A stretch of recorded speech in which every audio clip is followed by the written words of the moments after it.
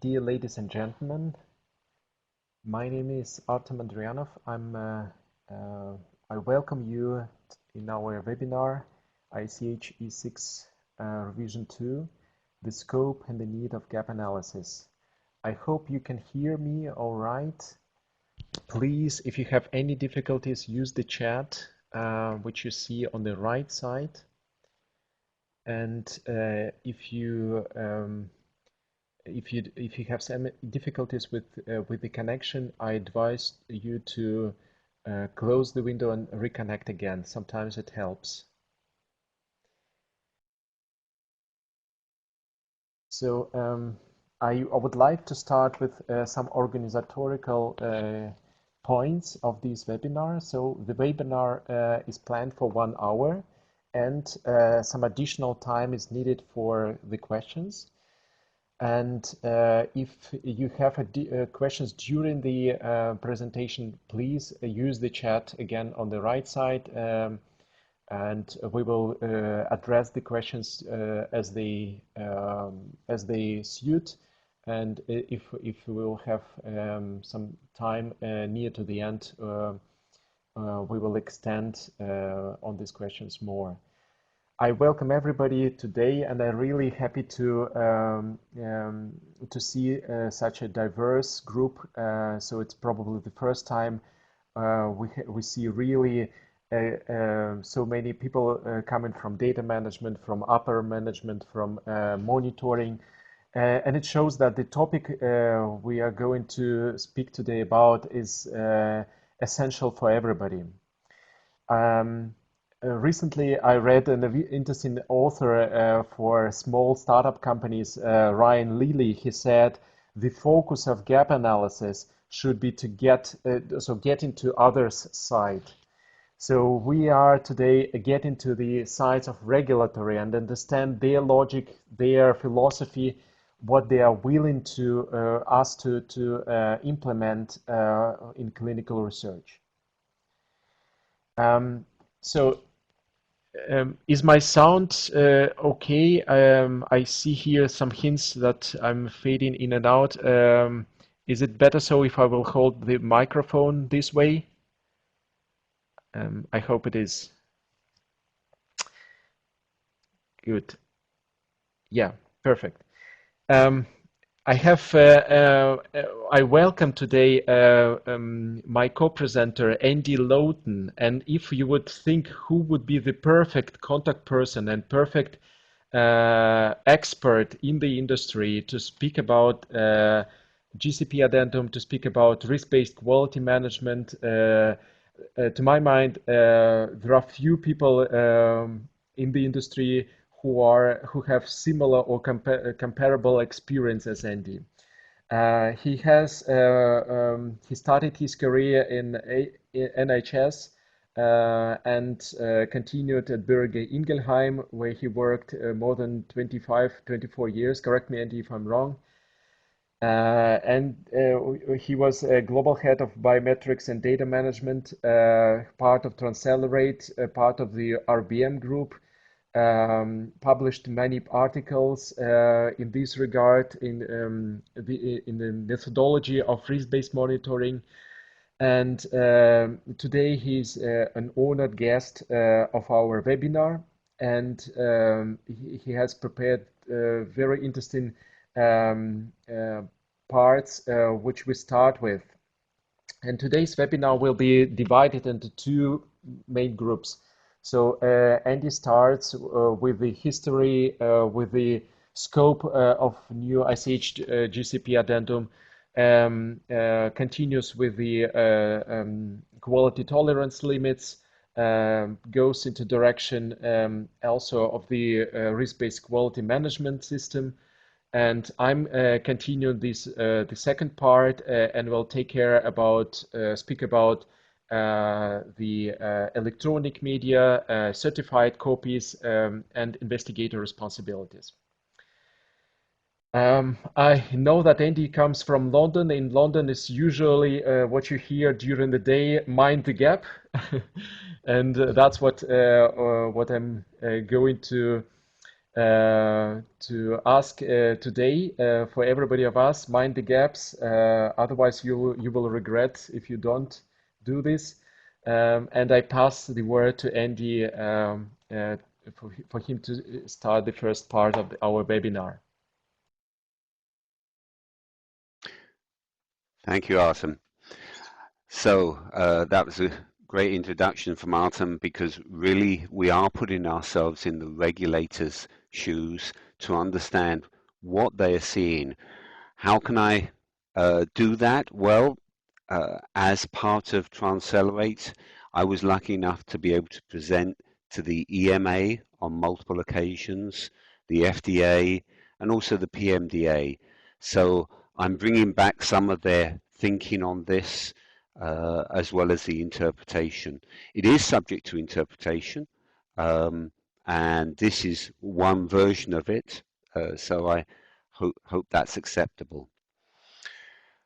So the release is still due for November 2016. It did go quiet. There was the Lisbon meeting for ICH in June, and there was general agreement there on most of the text. There was some wording changes that have gone back, and I think that's with the PMDA at present, and we should be getting word next week on agreement there. Implementation is scheduled for mid-2017. So as long as all goes well next week, then implementation will be 2017 in June. And at that point onwards, you will get findings if you're not complying. And remember, we bring this upon ourselves because in every one of our protocols, we do state we will comply with ICH GCP. In every submission we do to a regulatory body or to an IRB, we do state we comply with ICH GCP. So let's look at some of those changes and where it's come from. So what's led to this change? Well, of course, we had the original version of ICH in 1996.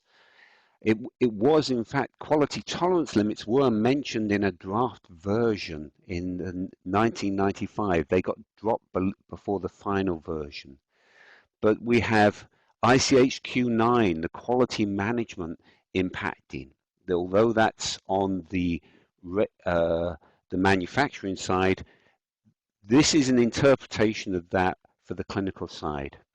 We also have the FDA guidance from 2011, that was draft, made final in 2013, and the EMA produced their quality management and risk-based approach guidance, drafted in 2011 and final in 2013. In 2015, we saw the first release of the draft of ICH E6, and we're currently at R2D2, not Star Wars, but release 2, draft 2 of ICH, and that's the current version. And as we've said, that should be final in 2016 November. Now the focus of this version of ICH is very different to what we've seen before. This is not on investigator responsibilities, although there are a couple of small exceptions that are noted there. This is really on what the sponsor has to do. It's about computer system validation, what our responsibilities are, implementing a quality management system. And what does that mean?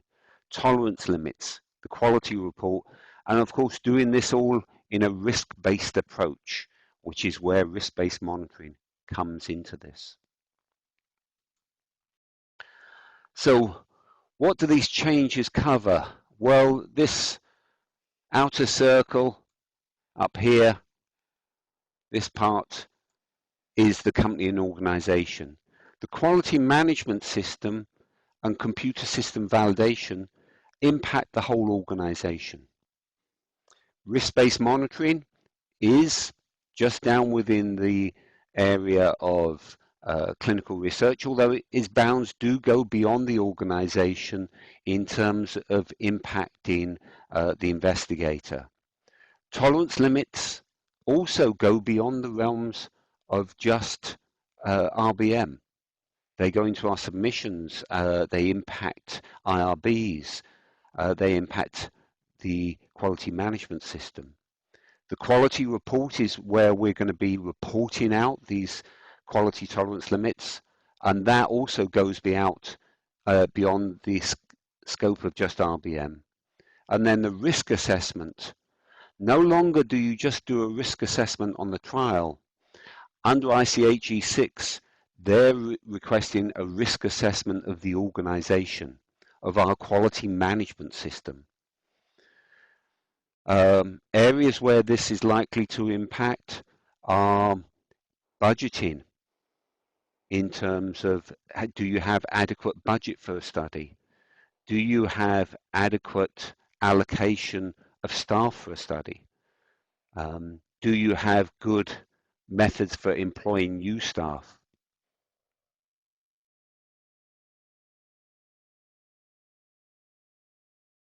So let's look at some details from it, and this text may be subject to some small revisions, but under clinical processes and data identification, on the left-hand side, you'll see the text that is in ICH, and on the right-hand side of the screen, you'll see my interpretation of this.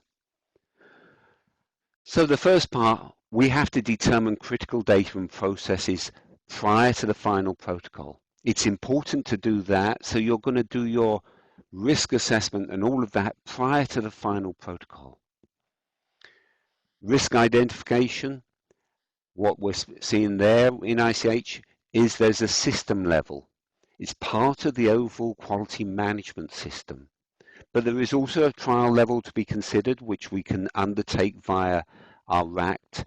But you have to be aware that your quality management system contains risks. Does the clinical monitor who's appointed to the study, has he got 5 studies? Is that a risk that he won't have enough time to spend on the new one?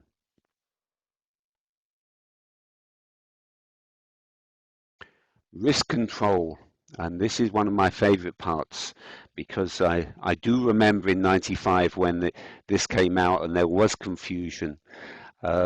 So they want us to predefine quality tolerance limits. This is a new concept for us, but it takes into account the medical and statistical characteristics of variables to identify systematic risks.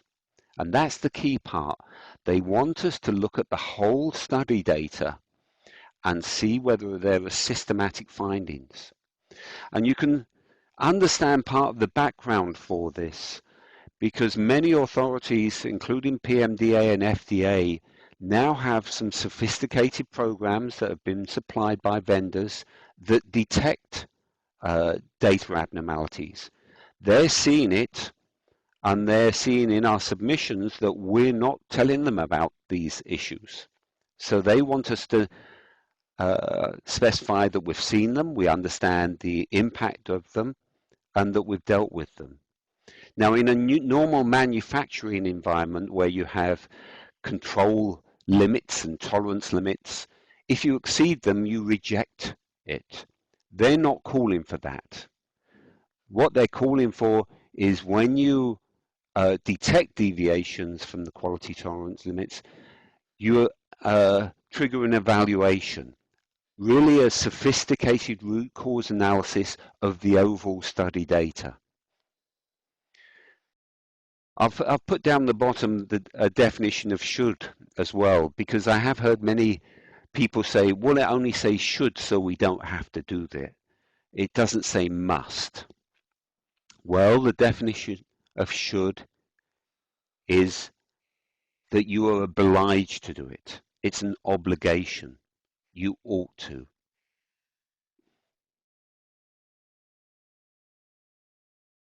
So, how do we approach quality tolerance limits? Well, first of all, if we look at this bar over here, just over here, if this is the total errors, maybe protocol violations or errors in informed consent, mistakes, informed consent not correctly obtained. If that's the total, then what they want us to do is to specify what is going to be random and what is going to be systematic errors. These can be thought of as the errors that matter.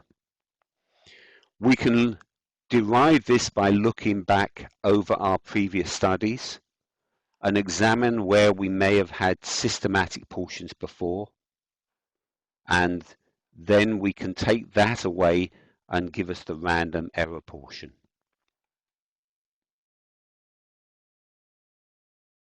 The whole purpose of this is that if this is time going across the bottom axis, and these are our errors, then over time they want to see a reduction in the systematic errors and just leave the random errors. And they want us to treat this using Deming's plan, do, study, act cycle. Each trial we plan, we undertake the study, we study those quality tolerance limits and act upon it to try and eradicate systematic errors from future studies. You get quality improvement, and each study will have a plan, do, study, act cycle along with it.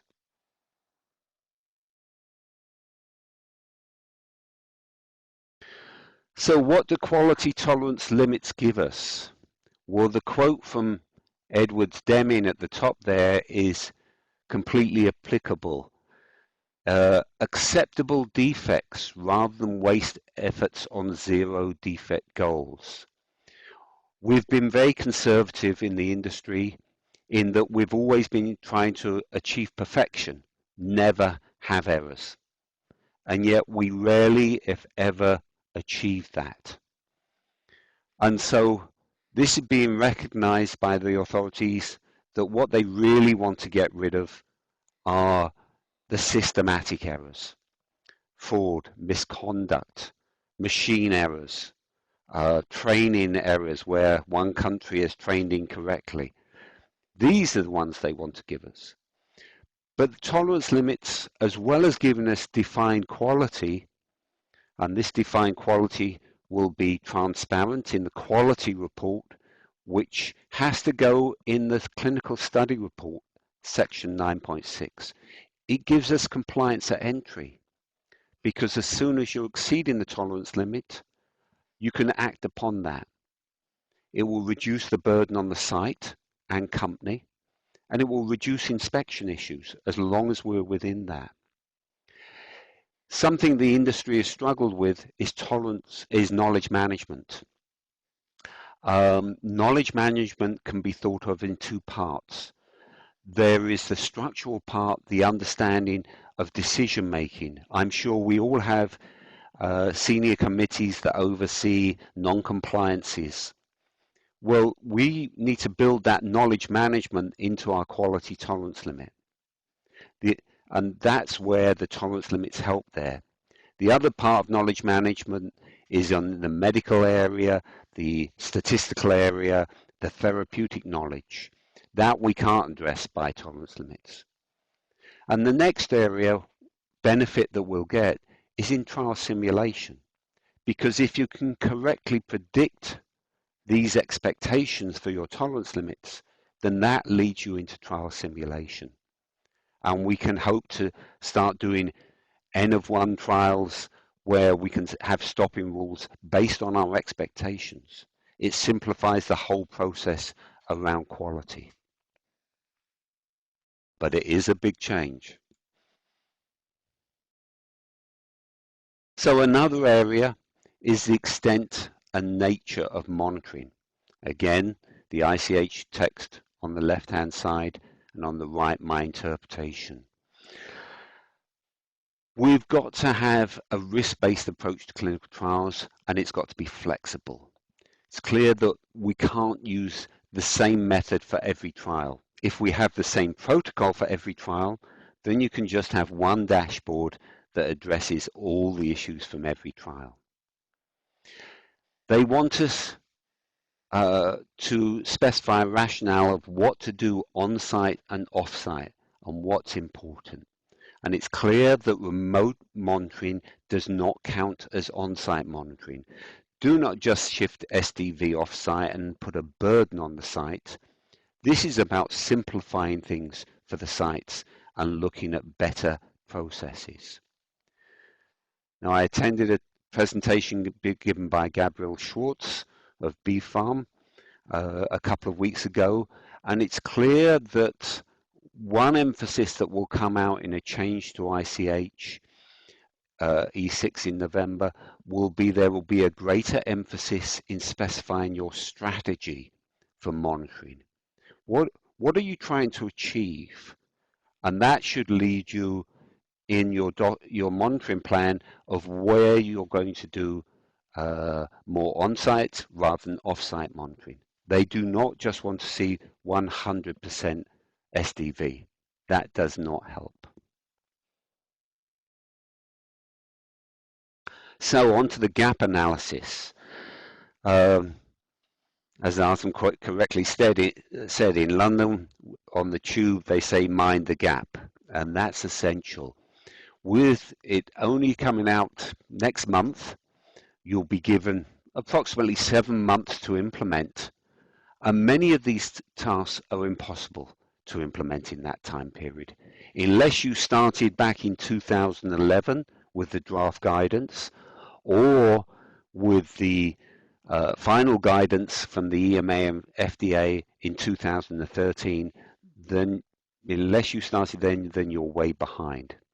The gap analysis is a process by which you're going to compare what's in ICH and what's in your SOPs and processes, policies, templates, and everything. But the gap analysis is part of an overall process.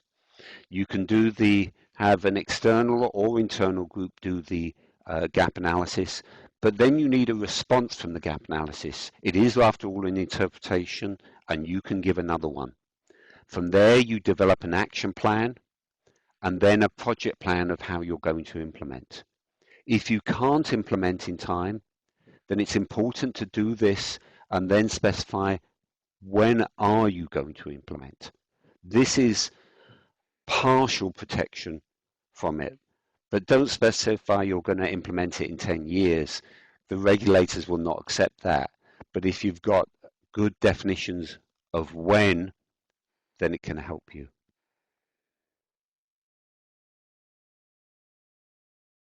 So this is a gap analysis template that I use.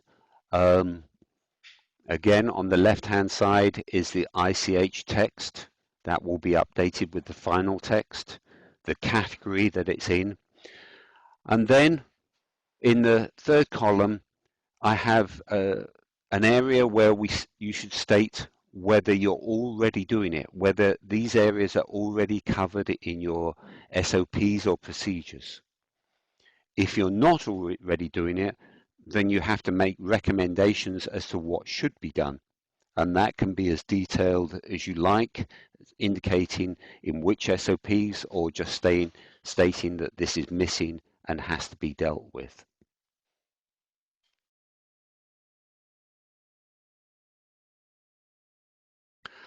You can do this as a DIY, do it yourself. So you can do this internally, but you have to realize that the impact is across the whole organization. It's very difficult if you just say, well, we'll have a team in clinical do this, because some of the impact is on budgeting. Some of the impact can be on human resources if you haven't got adequate processes there. Some of the impact can be on manpower planning.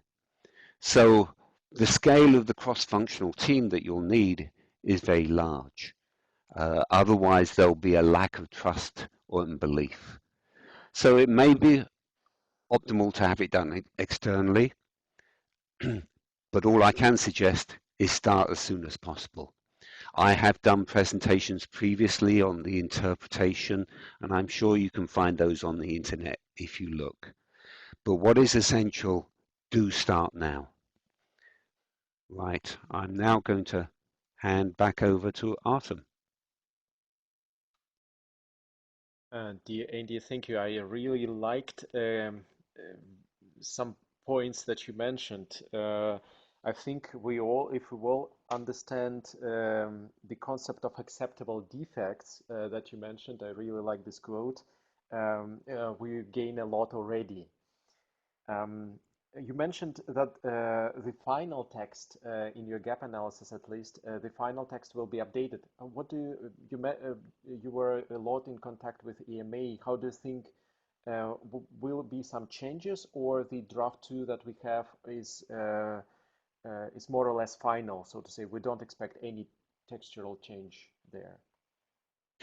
From my conversations, I, I believe that the EMA and FDA agreed to the text. There were some minor changes in Lisbon which have not been released, but the PMDA has still some further discussions, but they will come to the Tokyo meeting, the meeting in Japan, 7th to the 10th of November with agreement.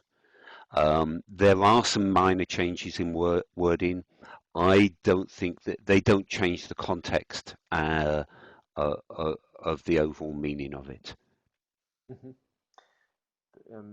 I don't believe either that after two drafts actually there will come some bigger change. It could be that there are minor wording will be addressed, but that's probably it. So your advice to start now is based on solid draft that probably will not change dramatically. So it will be only a minor changes to expect. So you mentioned also a lot about risk-based quality system, and I would like to continue with that.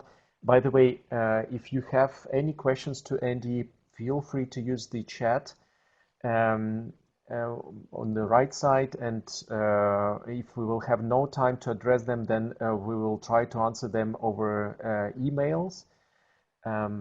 So feel free to use or to express any questions that you have in your minds. And I'm continuing actually the electronic media investigator responsibility. So Andy mentioned that electronic media is addressed a lot. And by the way, one of the reason why GCP Addendum appeared or was needed to appear was actually the advances in technology. The as we remember, the previous addendum, the previous change of GCP happened 17 years ago. It was the era, probably that days that like early DC systems appeared. Now we have a large variety of various technological systems in a clinical research. EDC systems, CTMS, lab information, LIMS system, pharmacovigilance systems, and so on and so forth. And GCP needed to react, or ICH needed to react on these changes. And electronic media is currently one of the most important driver of efficiency. So a lot of routine tasks get automatized. Data acquisition get automatized. We get a lot of meta information, additional information about clinical research, how it goes. So that's all needed to be addressed. We start with electronic media topic, and it contains actually three main aspects. So computerized system, essential documents, and trial data systems. So computerized systems are as a main term which is involved or covers various platforms during the process of clinical research. And like one of the topics Andy mentioned already was validation. So validation was done previously, and it's not a new concept for anybody of us. Still, now it's part of GCP, and still it defines quite clearly what validation is. And it's important here to understand that validation should ensure accuracy, reliability, and consistent intended performance. So it actually means that your expectations, your intentions needed to be documented, needed to be ensured, and the validation process should be built in such a way that you can prove that all these aspects were controlled and proved and checked.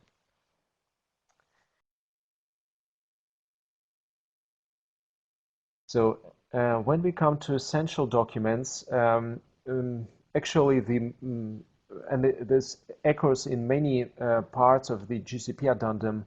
A sponsor as well as investigator, we will see it later, but sponsor must maintain records and the location of these records so that they could be retrieved without any complications. So search and retrieval must be possible anytime, and that correlates also with the topic of certified copies, which we will address right now as well. Certified copies will help maybe in the search and retrievals, in the retrieval process. So here's one next point. If a copy is used, the requirement of certified copy must be fulfilled. So trial data systems, now we have quite straightforward plan what SOP should cover in the context of trial data systems. The aspects, the whole life cycle, so to say, of the trial data system must be described in one or several SOP. From the system setup, installation and use, validation, how do you plan to validate the functionality? What about data backup? Very important, ICH addresses the change control, and particularly that changes of versions of one system to another in the past were the main reasons actually of big complications. So now change control, the validation of the change itself is also a topic discussed.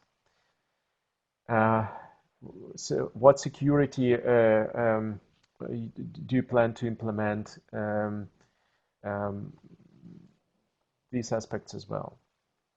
So if something bad, if unexpected happens, there should be a recovery plan, contingency plan, and even at the end of a whole process, when everything is done, decommissioning. So these aspects needed to be covered in SOP. And SOP actually is a document that describes a process. But this process, I want to underline as well, it must be live. It's not only a paper to feel and forget. That's why it actually addresses a lot of aspects of organization that Andy mentioned, because probably on certain cases we need to revise our SOPs and fill the gaps if some topics are not covered yet.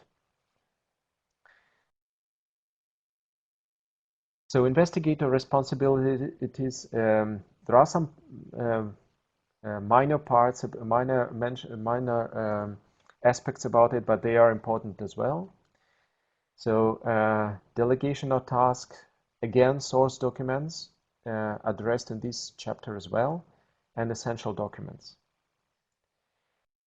When we speak about delegation of tasks, previously maybe it was not so obvious and it's not so clear that if any of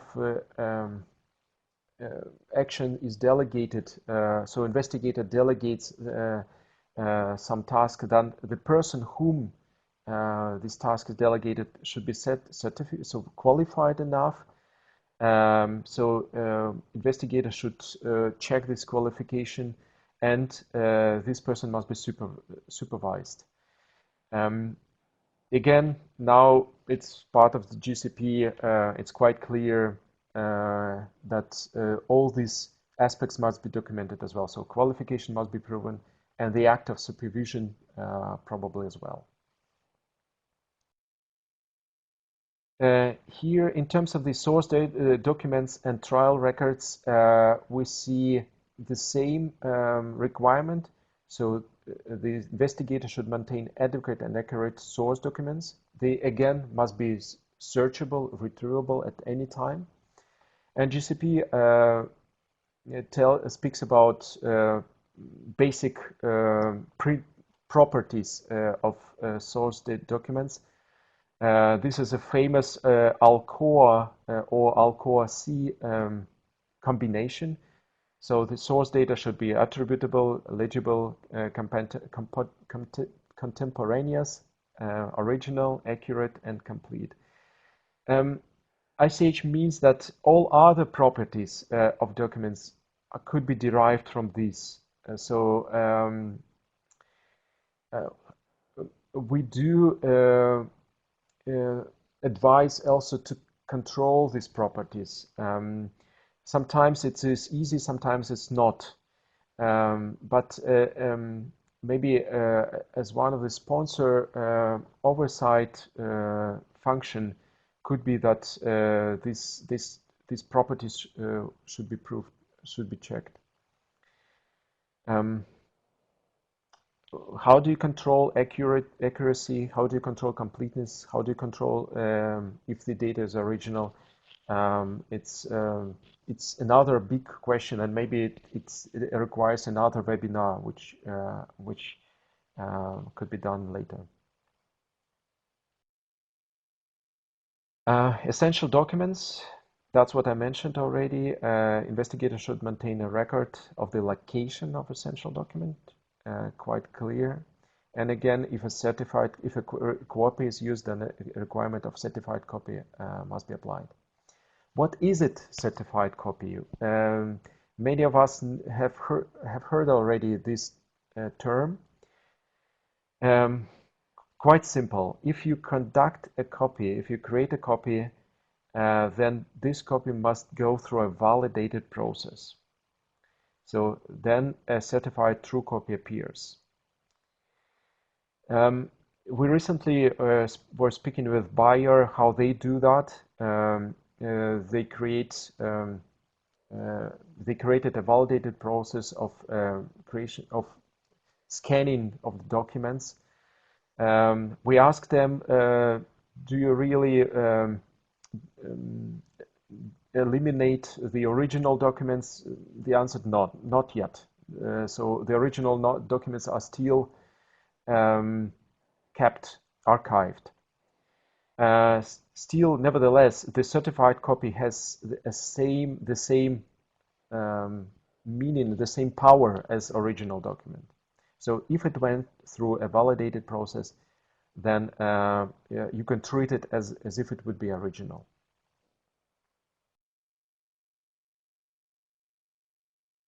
We have some minutes left, and I would like to address or discuss how could you start the gap analysis, the embracing of GCP E6 Addendum. Andy mentioned already creation of a table, just taking a look on your current SOPs. That's a very good approach. Still, there's not only SOPs that needed to be updated. Just take a look on your quality management approach in general. Is it based on the risks analysis or not yet? Do you have all the aspects of risk management in your quality management approach, or you need to rethink this again. Are your decisions based on the identified risks, evaluated risks? Do you do it regularly? Do you have a process of risk control, of a risk review? How the risk communication happens? All these questions needed to be discussed maybe with your QM and QA team. Monitoring, although we do speak that the monitoring gets a bigger, so it's kind of, we experience kind of merge of monitoring and data management, so to say, so that monitoring itself gets a bigger role with the new addendum. So RBM methodologies must be clear for the monitoring team. What is centralized monitoring? What is reduced monitoring? Triggered, targeted. All these aspects needed to be addressed now in terms of the educational trainings. And if you feel lost there, feel free to contact Andy or me, and we will suggest a tailor-made training plan for you and your team. So adjustment of SOPs, that's what we discussed, and embracement of centralized monitoring strategy, definition of key risk indicators based on the risks here that you identified with all the stakeholders. So how to implement centralized monitoring, it's again another big topic, which again deserves probably a specialized training and webinar. But start thinking about this if you don't have it yet in your organization. If you have already, just review if it is compliant with the new GCP addendum. Establish a reporting mechanism supporting a centralized monitoring approach. So in terms of the maybe fulfillment of all the requirements, start thinking about RBM plan or risk management plan. That becomes part of your protocol, part of your planning process of a clinical trial. Andy mentioned about budgeting, and it's quite interesting. Maybe we need to speak about risk-based budget now. So budget which involves mitigation actions, which involves some actions to be taken when risks escalates, when certain risk indicators show that so certain actions needed to be taken. Maybe in our negotiation process with sponsors, we should take already a look on so this risk-based budgeting part as well. And it could be flexible. It could be not fixed. So you have a fixed part of the budget and you have this flexible part of the budget.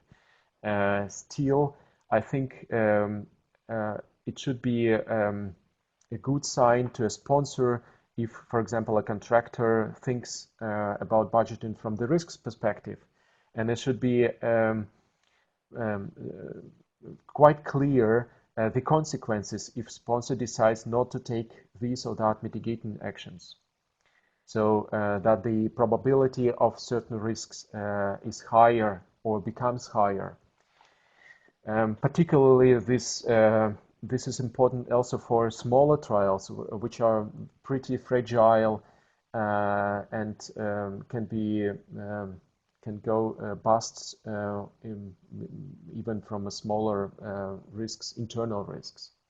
But even bigger clinical trials is reasonable to see them from this perspective as well, although they are quite more stable and quite more flexible in this regard. Review all your computerized systems, and believe me, we speak with many companies nowadays.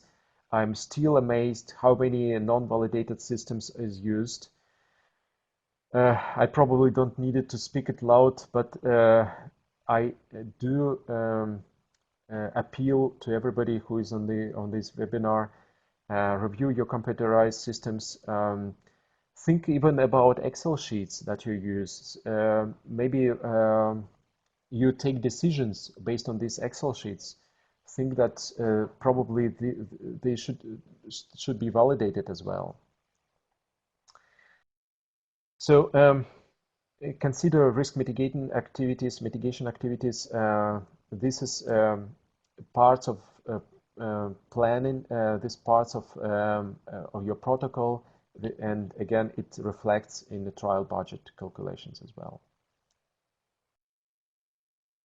Establish a system for analyzing critical data and risks for our upcoming clinical trials. There are a couple of vendors nowadays which suggest already a system. Syntegrity is one of them, but there are also quite a large variety of others. If you have your own solution, homemade solution, it could be also good enough. Just think again, it should be validated. It should follow the methodology of risk management and should take a holistic view on the whole clinical trial, involve all the processes, define the critical parts, define the critical data points, and get a continuous analysis of these aspects. So whenever tasks are delegated, whether it's a sponsor to CRO or even CRO delegates this further, ensure that their oversight strategy is quite clear defined, and ensure that there is a controlling mechanism to be sure that oversight had happened. So that's what probably auditors will be asking. How you've done the oversight, where it's documented that it happened. So be sure that maybe the reports that you get from your CRO are follow the guidelines, so to say, are becoming part of your documentation and get archived correctly, and so on and so forth. And ensure that all the parties involved in the clinical trial process and maintain the required qualifications. So this is also one of the requirements we saw. Ensure that investigator also checks the required qualifications. Primary investigator on site checks the required qualifications by all the staff involved in the clinical research process. So that's all the recommendations I wanted to address. Of course, common sense is needed. It's always easy to maybe lose a path on the way.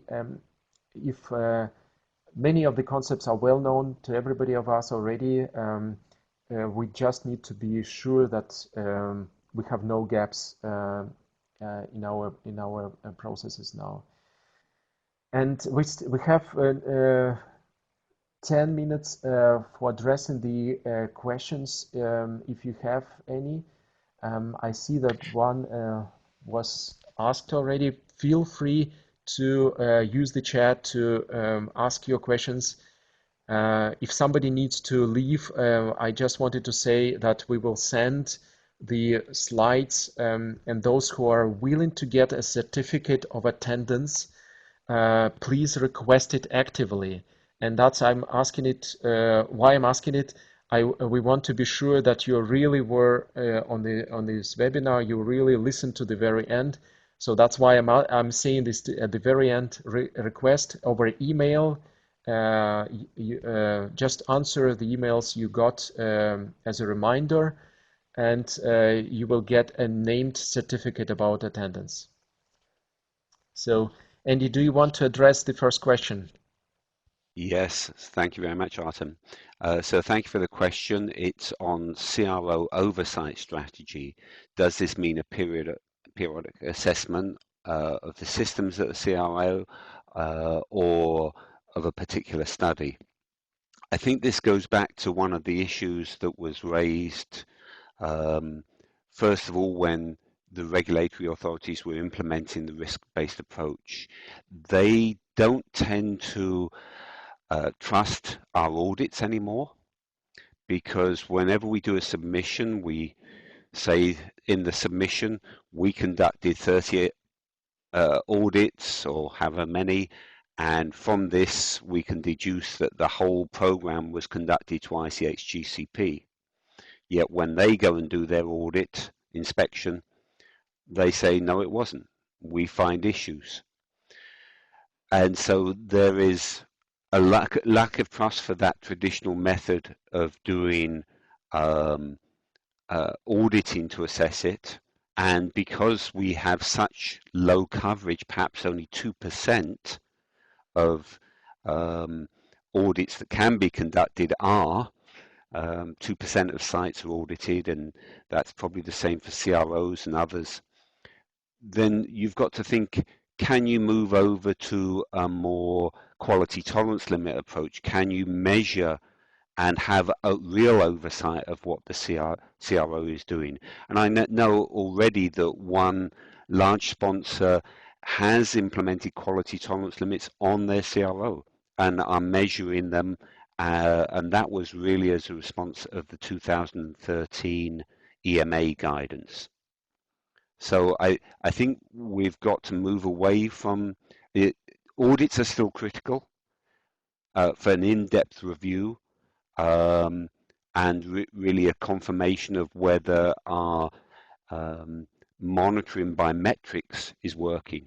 But we have to move more to a metrics-based approach to measure and quantify what's going on a continuous basis with our CROs. Thank you, Andy. We have a couple of further questions. Yes. One question is from Shruti. When is the final addendum expected to be effective? So as Andy mentioned in the beginning, we assume it will be during the Japan meeting next week from 7th till 11th November. So that during this meeting, the ICH will finalize GCP addendum. Is it correct so, Andy? That's correct. And there is an implementation period. There will be some ratification from member states and others in the EU. So that's why we're talking really about the June is when you are going to be expected to be June 2017, when you have to be applying all of these methods to your trials. And by the way, if you would ask why there's such a short period, only like 6 months such a short transition period, ICH says we published the drafts already several years ago. So that was enough time to learn and study and adjust your processes. So that's why you would, or we all must expect actually, if auditor starting from the mid of the 2017 finds some discrepancies, we could expect major findings in our during the audit. So next question I have here, what is the status of implementing RBM for development of medical devices? Very interesting question. Andy, do you want to address it? I haven't dealt with any companies doing medical devices. They're expected to apply GCP as well, though. Exactly. I can maybe say a couple of words about it. At least in Europe, the medical device law is now in the process of adjustment, and actually it's very likely that medical device law will refer to GCP and refer to the processes of pharma. So that all the concepts we were discussing today will be relevant for medical devices industry in Europe, at least starting from the next years. So as far as my last information I watched about this medical device law, it should be finalized 2017. Anyway, it makes sense. The concepts of the processes and the concepts that we were discussing, validation of the systems, or risk-based quality management approach, it makes sense to apply in medical device industry anyway. So although maybe it's not yet required legally. So there is a trend to this direction, and we expect in Europe that both industries more or less will get the same with the same methodology. So could you please give an example of validated process to produce certified copy? I can address this question as well. This is a very good one. Again, referring back to my discussion with Bayer, how this Bayer has done that. They placed scanners, and these scanners were producing the certified copies. They validated this process, and they set up a process of checking the errors.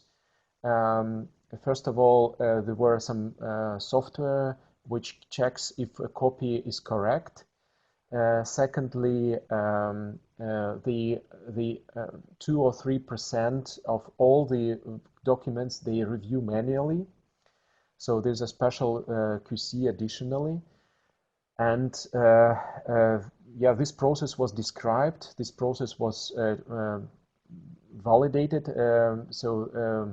And as far as I remember, they even experimented with the simultaneous copies, so to say, from different scanners, and comparison of these copies, so to find if a copy was correct or not. So that's an example how Bayer addressed this. I assume that there could be another solutions in this regard. Extension to the question to clarify how it could be done for uploading a document to a validated eTMF. That would be part of the process. So if you're asking an investigator to upload that document, then you'll have electronic sign-off from him or the site staff that represents the page he was uploading. Yeah. And last but not least, I have a very small present to everybody who was on the webinar today. On our website, you can find, and I can send this document, you can find a mind map of all the changes categorized in one page.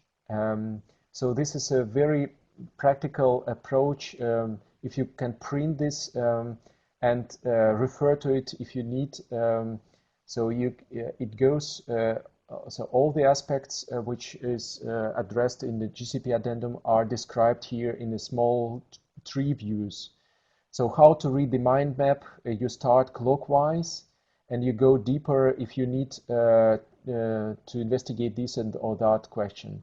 So that's a small present we want to do to everybody who participated and stayed to the very last moment or last minute of this webinar.